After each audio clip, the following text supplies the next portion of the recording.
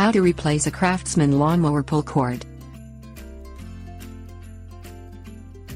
If the lawnmower pull cord for your Craftsman mower has broken, you'll be stuck with dead piece of lawn care. But fortunately it isn't difficult to replace the cord and get your machine running again.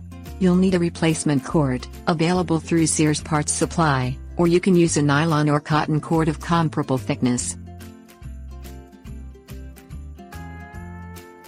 Things you'll need: replacement cord, socket set, vice grips or clamp, lighter. Loosen and remove the bolts securing the engine cover to the mower deck, using a socket set. The size and number of bolts varies by model, but 7/16" bolts are common, usually 3 in number.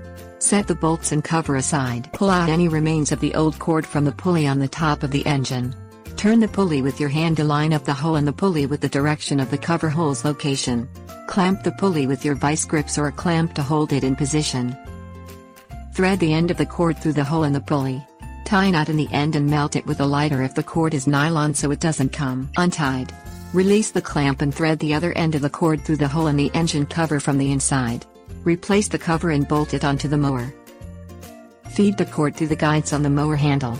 Slide the end of the cord through the pull handle and tie a knot. Cut off any excess cord.